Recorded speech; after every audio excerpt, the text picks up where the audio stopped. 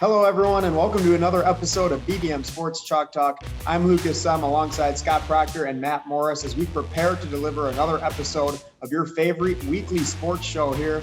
Today, the focus is going to be on the NBA's Eastern Conference Finals that kick off on Wednesday night featuring the Atlanta Hawks and the Milwaukee Bucks. No Brooklyn Nets, no Philadelphia 76ers. Instead, we got ourselves a couple of great basketball teams. Scott, I want to start with you. We may not take too much stock in your opinion here, considering you had Philly and the Lakers in the finals, but we got to ask anyways. How do you see this series working itself out? Yeah, it's a nice, beautiful intro there, Luke. Injuries, man. I've never thought I'd actually say this publicly and mean it, but the Milwaukee Bucks have everything going for them. After years, nearly decades of being one of the few laughing stocks of the league. We were just talking before the show. Matt was excited years ago about Michael Carter-Williams being brought to Milwaukee to play for the Bucks. The Bucks have finally caught a series of big breaks. They are in the best possible scenario they could have asked for at this point in the season. In the Eastern Conference Finals, fully healthy with the exception of Dante DiVincenzo, with their biggest challengers behind them and an ideal opponent in front of them now. Milwaukee should end up in the NBA Finals, or there will be hell to pay. I think the Bucks win this series over the Atlanta Hawks in 6 games. I give the Hawks 2 games because of Nate McMillan and the job he's done coaching up this team. The fact that the Hawks have shooters that can steal a game with the lights-out performance, similar to what they did in their one win over the Bucks in the regular season. And that Atlanta crowd with Quavo most likely sitting courtside. But, overall, the Hawks do not have the size to match up with a Bucks lineup that includes both Giannis Antetokounmpo and Brook Lopez. They don't have the defenders for the Bucks' top 3. And Trey Young will have Drew Holiday on his tail for most of that series. I didn't like Atlanta against Philadelphia, as you mentioned, Luke. But I believe that was more bad Philadelphia 76ers than good Atlanta Hawks, as good as Atlanta has looked over the past few weeks. Injuries ruined the Lakers. They ruined the Nets. But as Jamal Murray said, it looks as though the healthiest team may win it all. And the Bucks certainly have that going for them.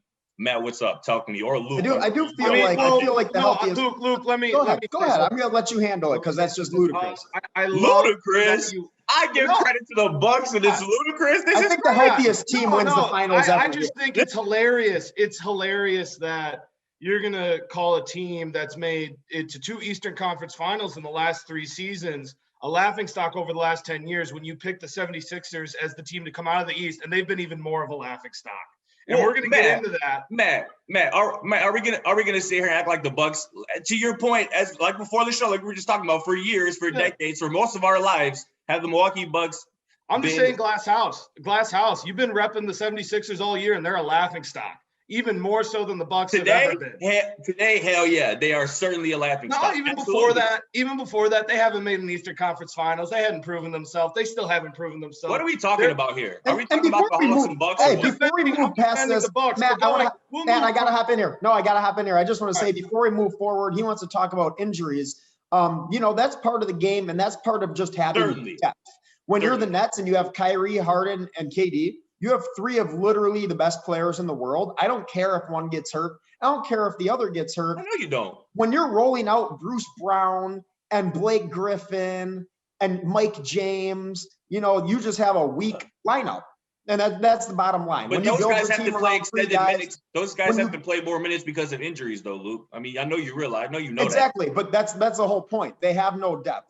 When you build your team front heavy like that, the Bucks have depth all the way 1 through 15. But if the Bucks' second and third best players got hurt, they wouldn't be playing in the Eastern Conference Finals. Is that true or not?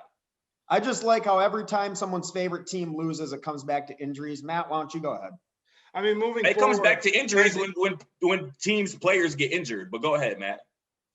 Listen, injuries are always a part of it. To make this seem like this season is any different than any other season is absolutely ridiculous. And to that point, I'll make if you're going to play that argument, I'll say that, Miami doesn't beat the Bucks because Giannis goes out and gets hurt and we were starting to come back last year. But we'll move forward. Here's one thing that is interesting. Even though Philly, I do agree that it was more Philly playing bad. That wasn't because of injury, because Joel Embiid, with a torn meniscus, averaged over 30 points on 46% shooting, 12.7 rebounds, and 3.9 assists. And that leads into my main part or talking point of this Bucks Hawks matchup is who is going to guard Giannis, because Giannis against the Brooklyn Nets, who I thought actually did a decent job of trying to address the Giannis issue, he still averaged 31.9 points. He did what he was supposed to do.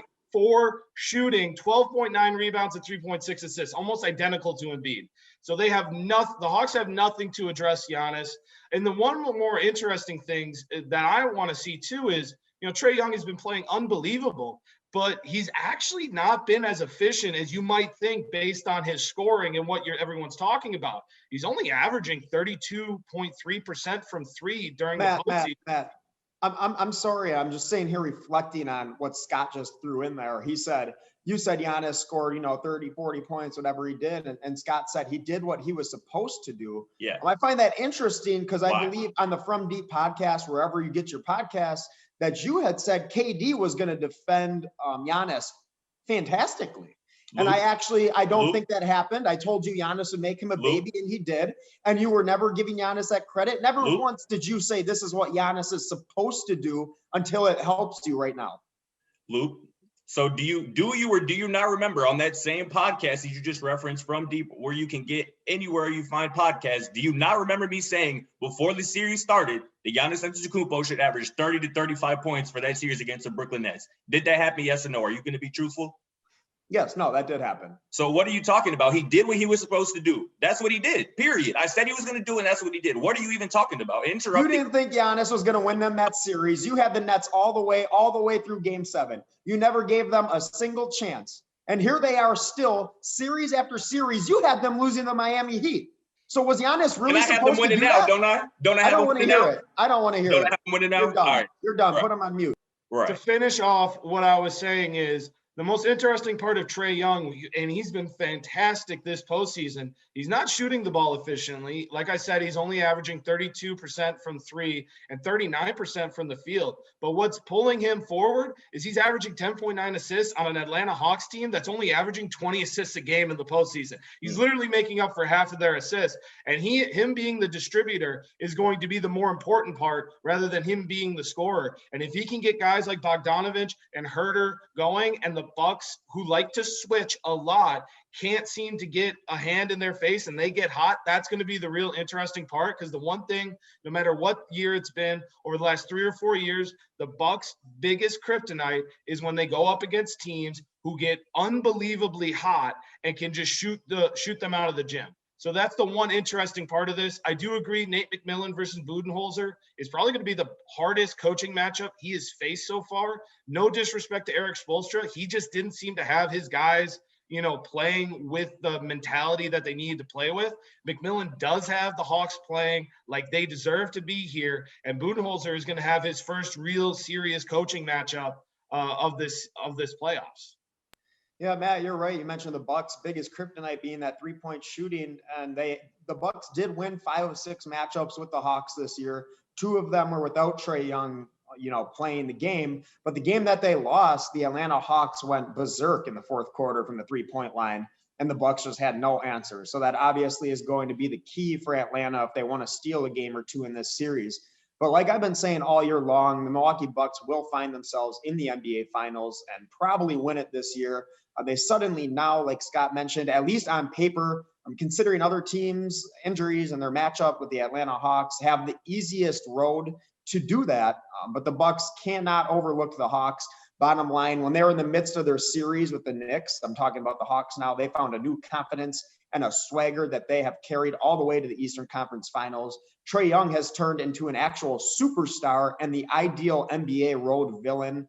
They can do some things if the Bucks let their guard down, but if the Bucks keep their foot on the gas pedal, this series, is only going to go 5 or 6. And that's me just giving the Hawks the benefit of the doubt that, they made it here for a reason. But no matter what Atlanta does in terms of matchups in this series, there's going to be a glaring issue. Number one, the Hawks do not have 3 players capable of defending Giannis, Chris, and Drew. Obviously, Capella and Collins are going to be their best defenders, but that leaves, a glaring issue somewhere else because the defensive drop-off, thereafter is significant.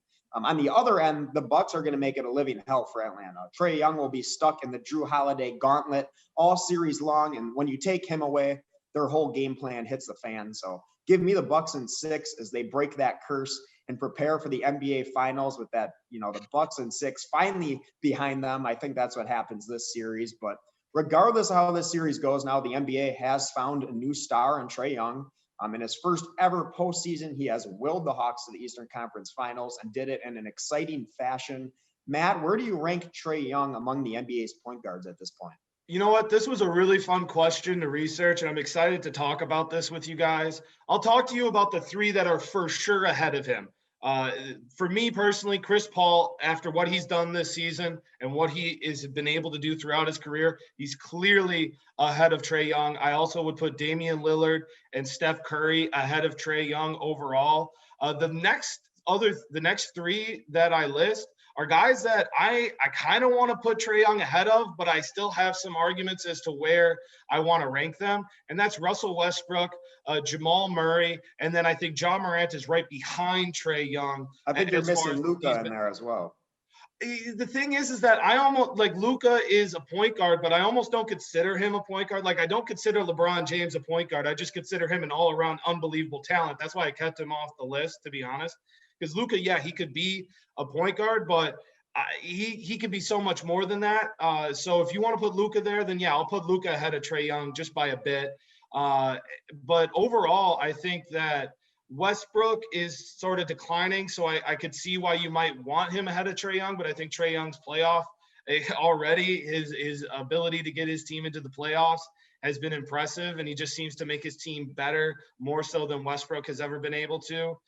Ja Morant is close, but he obviously did not do as well in the playoffs as Trey Young has done. You might argue that they had a tougher road simply because they're in the West and they had to go up against Utah. And then Jamal Murray, it's really just the injury for me. I don't know how he's going to respond to his injury. He had a huge coming out party in the bubble and was just unbelievable in those playoffs. But the injury always worries me. And so Trey Young is definitely, you can make an argument that he's top 4, top 5.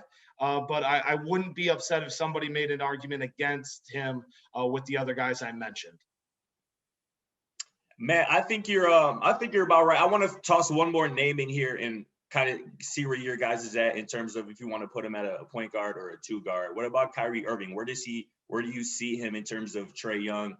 Better than, worse than? Matt, I'll just ask you real quick, and then I'll follow that up with, and this is something that just you made me think of, is where do you put James Harden then? Is James Harden a point guard, or is he the 2 guard and Kyrie's the point guard? Sure. It seemed like when they were if they're going off of Brooklyn this year, it seemed like they were best when James Harden was the point guard and then Kyrie was the 2 guard off the ball. So then we have to put James Harden as a point guard. Then obviously he's ahead of Trey Young as well. It's just so hard to put positions in a positionless NBA that we have nowadays. Right. But that would be that's kind of my response with another question, I guess, to what you just said, Scott.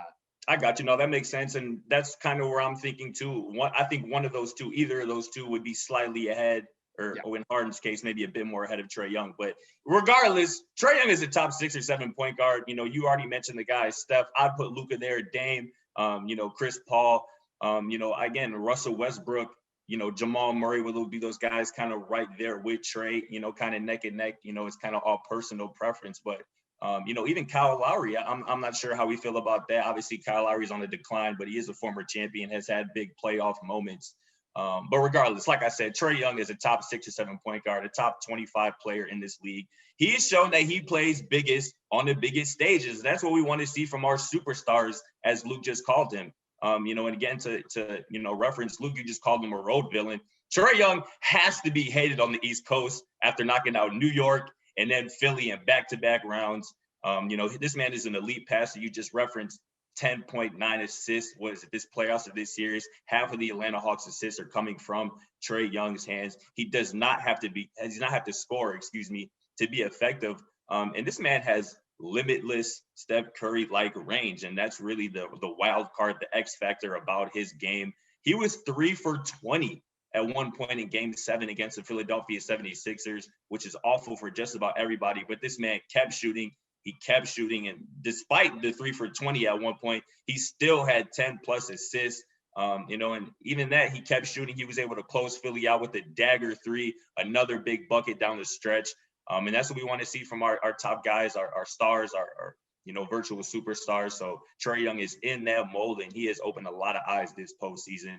And we're going to see maybe he even builds on his legacy even more over the next week and a half or so against in a series rather where he should be huge underdogs. Luke, what do you think about Trey, Ice, Trey the gang?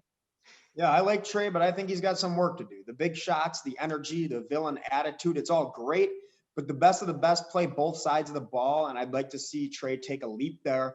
You think about Steph Curry, Russell Westbrook, Luka Doncic, Jrue Holiday, Chris Paul.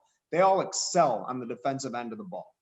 Then there's the out of this world, the offensive players like Damian Lillard and Kyrie Irving, where they're making up for their defensive flaws with the ball.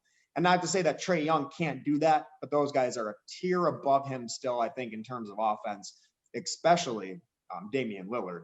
But I'd say you got something to say, Scott? Yeah, I do, because it's not really against your point or anything, but it's kind of just building off. You're talking about Trae Young's defense, and I just have to bring this up because it's just ridiculous. What the Tom Thibodeau was my coach of the year. He did not do a great job in that first round series against Trae Young, and neither did Doc Rivers, who I'm going to talk about a little bit later. The idea that they weren't able to get switches and run offense to get Trae Young guarding the basketball for both of those series is absolutely ridiculous. Trae Young was able to hide on the perimeter, hide and not be the main defender. And obviously, I think that killed both series. Like, Luke, I know you had the New York Knicks beating the Atlanta Hawks in the first round, just like I did. We all did. I feel like that was the common conception, or the common notion rather. And I think that was a big mistake, both on Tom Thibodeau's part and Doc Rivers' part, not getting Trae Young involved in pick and roll and making him the primary defender. Because to your point, Luke, he's not there yet. His size hampers that ability to defend, and he hasn't even been challenged to do so. So we'll see if Mike Budenholzer can make that a plan for this Eastern Conference Final Series. But go ahead with your take. Yeah, exactly. I think Trae Young gets steals. He plays the passing lanes well, Sure. But he's not, like you said, he's small. You can manipulate him down on the block, mid-range. You can get a shot up over the top of him. And he's not a great one-on-one defender either. You can break him down and get to your spot. So, like you said, no one challenged him. But that's the difference between the best point guards and Trae Young at this point. And I think he will take a leap because, we've seen him year after year get better and better. So I think that eventually he'll get to that stage. But right now, Trae is somewhere in between, I'd say, in the top 10 for me. And he's starting to near that top 5 range. If he can continue this type of play, then he'll absolutely be there. But Scott, you had just, foreshadowed what we're going to be talking about here. How about teams that are out of the playoffs, watching from home, perhaps in Cancun, and one of the most recent ones being the Philadelphia 76ers. Fans continue to wait for that process to come to fruition, and that might have been their last chance to see that. Scott, where do the 76ers go from here, and who is the most to blame for their playoff blunders this year? A lot of fingers can be pointed at a lot of different guys, but where I have to start, this might be a little bit unpopular, but I have to start with Glenn Anton Rivers, because this man is no longer Doc to me. He cannot be absolved of blame from what happened over the weekend here, because this weekend was just the latest meltdown under this man's watch. His teams have blown 3 separate 3-1 leads, and he has now lost 4 consecutive Game 7s. And I know we all remember the quote from Rivers after leaving the Clippers. Luke, I know you do, when he was asked about Paul George's comments regarding a lack of adjustments. And Rivers said, Ty Lue is sitting on the bench right next to me, basically implying that, nothing would change with the Clippers under Ty Lue. Well, Ty Lue in his first season with the Clippers just did something Doc Rivers could never do in his time in Los Angeles, which is make the Western Conference Finals. And they did it in part without Kawhi Leonard. On the same weekend that you lose in the second round series that you had no business losing talent-wise. Rivers was down 2-0 both times. Man, Rivers was supposed to be an upgrade from Brett Brown, but this team looked exactly how it did last postseason, the postseason before, mentally weak. And I'm not saying Doc Rivers or Glenn Anton Rivers, should be fired after one season, but the discussion needs to be had with the 76ers higher ups, Daryl Morey and them. And it's somewhat a trend if we look around the league. Stan Van Gundy was just fired after one season with the Pelicans. It was easy to tell that wasn't going to work out. The Pacers just fired their head coach Bjorken after one season. Cut your ties and move on and try to be better. I have a bit more to say about Ben Simmons later, but I'm sure you two will get to that. So Matt, what's up? What do you think? You know what, Scott? I'll just take and build off of what you just said, because you're 100% right.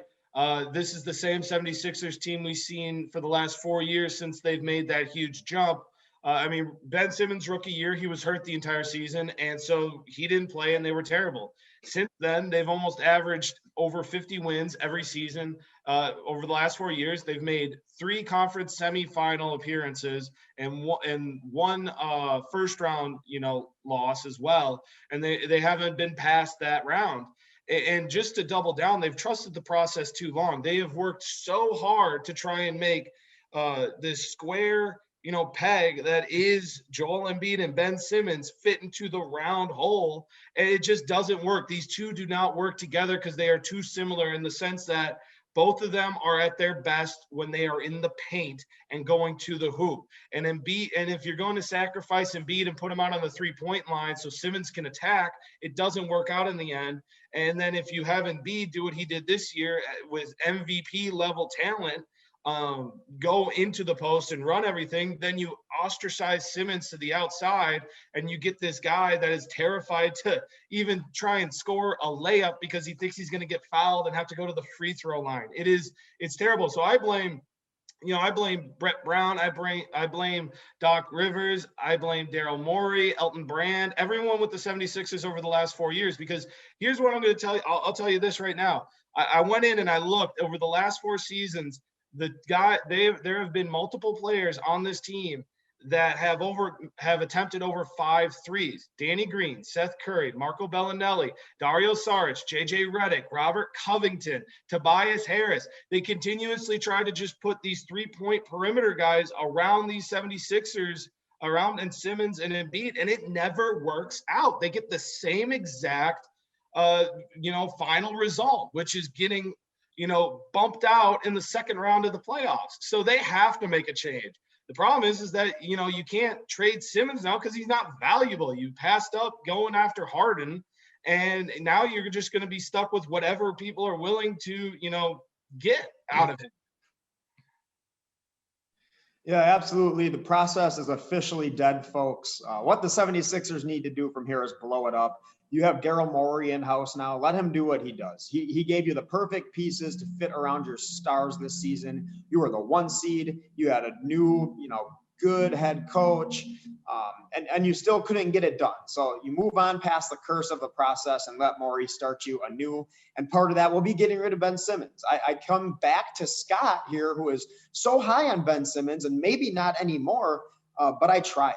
I tried telling you for years he is sorry. And now it's so visible to the public eye that he is the victim of meme and gifs everywhere. He is afraid to shoot the basketball, so much so, like Matt said, he's passing up layups to the disdain of Joel Embiid. The guy has been in the league for 5 years now and is going to experiment with switching his primary shooting hand this offseason. That is a real report. I am not making jokes. That is a real report that came out on Monday afternoon that he is going to try experimenting being a right-handed shooter. They need to get whatever value they can out of him and keep it moving at this point. Morey claims to have his eyes set on a bigger star than Kyle Lowry, and that's why they didn't trade for him at the deadline, because they were trying to keep some space open.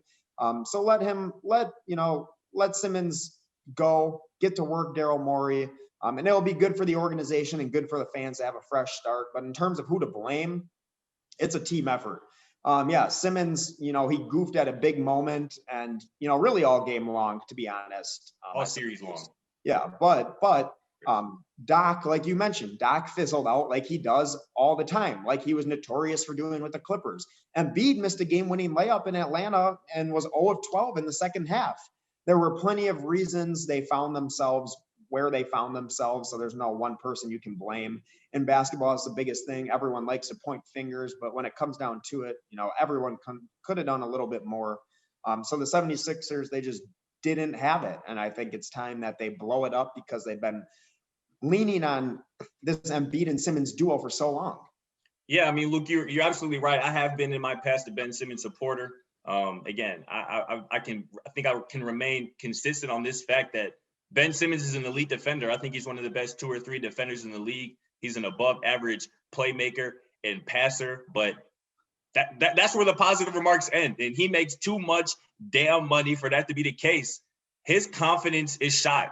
And I think we saw it dissipate during this playoff run. And honestly, he might not ever get it back, you know, and as much as I blamed Glenn Anton Rivers for this mess that transpired in Philadelphia over the last week and a half, Ben Simmons ultimately lost him the series, if you ask me. And I think he'll end up playing elsewhere next season because of it. His inability to hit free throws at even a passable clip. I believe it's the worst free throw percentage in NBA playoff history. His passiveness and lack of aggressiveness offensively cost Philadelphia this series because, you know, like I said, I've been consistent that Ben Simmons is the 76ers' second best player, their third best offensive player. But even your third best offensive player can't play like he did and you expect to win. Jrue Holiday can't play like that and the Bucks expect to win. Even if he's playing as awful as he did in Game 7, you know, he kept shooting and he was the reason that they won that game down the stretch, making some big shots. Kyrie Irving can't play like that on a fully healthy Nets team and you expect to win in the playoffs. Dennis Schroeder, DeAndre Ayton, the list goes on. These dudes can't not attempt a field goal in the fourth quarter of playoff games and you expect to win deep into the postseason. So, you know, like I said, the 76ers, they have their superstar centerpiece in Joel Embiid, but like you mentioned, Daryl Morey has to do some serious work with the rest of that roster and maybe perhaps even find a new head coach. But I'm going to push this forward a little bit with Ben Simmons. You know, and I have an idea that I tossed to Luke yesterday. I'm thinking of perhaps a Ben Simmons, Kemba Walker swap, as long as Kemba isn't, you know, bought out by the Oklahoma City Thunder. Kemba would provide more off the dribble, obviously, than Ben Simmons and more space for Embiid because of his shooting, while still not being expected to be the first or even maybe second option offensively with, you know, obviously Joel Embiid and Tobias Harris. Meanwhile, Ben Simmons would be able to exercise his demons and have real freedom to expand his game in a real no expectation situation in Oklahoma City. This makes sense for both of these guys' stocks who are seemingly at an all-time low. You know, and it's just crazy to think that Ben Simmons a couple months ago dropped 40 points in a game on the Defensive Player of the Year. But you were loving that. You were loving that. Just to go off of, just to build off of that, though, that's his one saving grace, and that's kind of the whole point of what we're trying to talk here. Is the only time you see Simmons do well is when Embiid is not on the court, because then it opens up this entire lane for Simmons to create and also run the fast break. And he can drop 40 on you if you do that. But he has to be a power forward. Everyone always wants to compare him to Giannis. I think that comparison is done with. The only way that I can simply still justify that comparison is that, yeah, Giannis and Simmons both can be that quote unquote like point forward, but they're truly at their best when they're given more of the lane to like occupy and you surround them with shooters. Even as big as Brook Lopez is, he's a solid enough shooter where you still have to respect that. And if you don't, you risk having him get hot and shoot threes. The problem with the 76ers is Embiid is clearly, you know, better than Brook Lopez. So you can't justify just throwing him out on the three-point line. Simmons has to be, like you said, Scott, on his own team where he can kind of be either the man or, you know, surrounded by, you know, a shooter who is the man, and then you just feed that shooter. I just feel like bringing in Kemba would kind of be a lateral move because I think we've seen a big, you know, fall off from him as well this year. Agreed. In terms of percentages. And we talked about that, Luke. We agree. Right. And maybe his best thing is at this point is his quick first step. But when you have Joel Embiid, you're always going to be, you know, well, he's in his prime and win now mode. So I think they got to do something bigger, but we'll see what happens. Now, another thing this postseason we've seen is just how good the 2018 NBA draft class has become. Luka Doncic, DeAndre Ayton, Jaren Jackson Jr., Mikal Bridges, Michael Porter Jr., Trae Young. The list goes on and on. Matt, when you look at it now, 3 years later, which team got the best value out of their pick? I mean, it's hard to really say because I think you could justify it for each team. I really like Michael Porter Jr. with the Nuggets. I like what he was able to do. Once Jamal Murray comes back, that's going to be a scary kind of three-headed, almost four-headed monster if Aaron Gordon stays with them. You have Michael Porter, you have Gordon, you know, you have Jokic, and you have Murray. But overall, I think I will go with the Hawks because I just like Herder, and I like Trae, and I think that's an awesome combination. And when you combine that with Bogdanovich, who is clearly the starting two guard, and then you can have Herder come off the bench with some instant offense, I like that setup. And I think it also just fit what the Hawks were going with, and they build off of each other in ways that, Trae can distribute, and Herder is going to be a great catch and shoot guy, but also if you need him to, he can kind of create some of his own offense. And obviously it's shown, just 3 years since, and you could argue the coaching change with McMillan as well, they're in the Eastern Conference Finals. And Dallas, who they made that trade with, has been bumped out of the first round, the last 2 seasons. So I think you have to go with the Hawks, at least personally for me, but I'm not going to be mad when you guys give some other teams. Yeah, for sure, Matt. I'm going to go with another conference finalist in the Phoenix Suns, who, in my opinion, got the best value of the 2018 draft by drafting DeAndre Ayton, number 1 overall, and Mikal Bridges, number 10 overall. This is evidenced by the fact that both of these young men are vital key cogs to this team that will probably rep the Western Conference in the NBA Finals. DeAndre Ayton shined in back-to-back playoff series against Anthony Davis and the MVP and Nikola Jokic, arguably winning both of those big man matchups. Mikal Bridges averaged 16 points per game on 53% from the field shooting, last series in this sweep, over the Denver Nuggets. So, this duo, who obviously were taken in the same draft class, are big pieces, main pieces to what the Phoenix Suns have done, this major overhaul that's, taken place in Phoenix under Monty Williams, under GM James Jones. And, I wrote about these two guys actually last summer after the bubble. I didn't necessarily anticipate that it'd end up in a, Western Conference Finals appearance and even an NBA Finals appearance. But, these dudes are the real deal. And that 2018 draft class is one we're going to remember for a long time. And the Phoenix Suns might have got the best out of it. Luke, what's up? Yeah, I'm honestly just a little surprised by the answers. Obviously, the draft class is incredible, but I feel like it has to be the Mavericks, no? If they had picked number 1, Sure. If they had picked number 1, I would be saying the exact same thing, except they picked, I don't know exactly 4 or 5. Drafting Luka Doncic for that organization was like the Cavs drafting LeBron James. Like, he is a generational talent. Luka is certainly the best player in that draft, the best player. I don't think Matt or I would dispute that, but I think we're just going in a different direction. And again, as much as I love Luka, it hasn't resulted in any playoff success yet. And that was why I mentioned it. And that's my one rebuttal is that, in the 3 years since, the Mavericks made it to the playoffs sooner than Trae Young or Phoenix, before the Hawks or the Suns have. They didn't. But look at the first trip for both of them. Luka's been bounced out in game 7s against the same team, twice now. And then the first time that the Suns and the Hawks, make it. And I get, granted, there's a lot of extra help on both those teams. They're better put together overall. That is the difference. But you can't argue that value is still there, and that's a huge part of why they've made it. You can't. The Suns aren't the same without DeAndre Ayton and Mikal Bridges. The Hawks aren't the same without Trae Young and Herder. And without, what would the Mavs be without Luka? Nothing. A cellar dweller. They would be a cellar dweller. Yeah, and they'd still be, instead of getting bumped out of the first round, they wouldn't make the playoffs. But what's the difference? Well, actually, Luke, to answer your question, I guess there is a literal answer to that question. Without Luka Doncic, they'd have Trey Young, again, because they were moved in a swap. And what would the Dallas Mavericks look like with Trey Young right now? What would the Atlanta Hawks look like right now with Luka Doncic? Yeah, see, that's the thing. Luka actually plays defense, though. We were just talking about how Trey isn't right there on defense does yet. He? Yep, Luka. I love Luka, but does he? Luka, a one-on-one defender this season, held opponents to 0.42 points per possession. He had a huge uptick in terms of defensive production this season, and they brought in a guy who they thought go up. They brought in a guy who they thought was going to be huge for him, in Kristaps Porzingis, and he has turned into.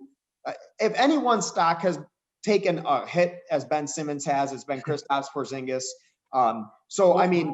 Maybe Trey Young, he's revitalized Clint Capella's career, and they look good together. We're talking about Dirk Nowitzki said that Luka is already the best Mav ever. This guy averaged like 38, 10, and 10 in the playoffs this year. It's not because of him that they lost. But what I'm saying is, in terms of value, he is a franchise-changing player. It is like having LeBron on your team or having Giannis on your team. He will be one of the best to ever play the game when it's all said and done. So in terms of value, anywhere you pick him, you're getting the most value out of him. Yeah, I don't think any of us are arguing with Luka being, the best overall in that draft class. But I guess the way that Scott and I kind of look at it is what have you done for me now in the short term? And overall, if you throw in the context, the Suns could have tried to go after Luka, or they could have gone after Luka, but they're probably thinking, we already have Devin Booker. Like, why do I need to go get another Devin Booker? Let me go get a post player that can play with Devin Booker and have a great in and out game. The Hawks are probably thinking that they've just seen what Steph Curry's been doing to the entire NBA. And they're thinking, you know what, let's go get the college version of Steph Curry and let's build a team around him. And so what do? Is the Hawks draft Trae Young, and then they're like, let's get a Klay Thompson to our Steph Curry and go get Herder. And so I think when you throw in all of that context, yes, the Dallas Mavericks obviously won in that sense, getting Luka and the overall best talent, but they have not done well building off of that and surrounding him with the right picks. Overall, I think the Suns and the Hawks did a better job in that draft, addressing needs, finding their own personal superstars, and then using those guys to build a full roster and a great team. And you can't argue with it because in 3 years, they're already in the conference finals. Sure. And they beat the number one. They've beaten two of the best teams arguably in the league this year, in the Lakers. Oh, yeah, I agree. I think that, what we all can agree on is that the NBA is going to be in great hands for a long time. It's going to be fun to watch, but we have to wrap up here today. Thanks for listening to us. Enjoy another week of the NBA playoffs, and we will see you here next time on Chalk Talk. For myself, Scott Procter, and Matt Morris, have a good week, and we'll see you soon.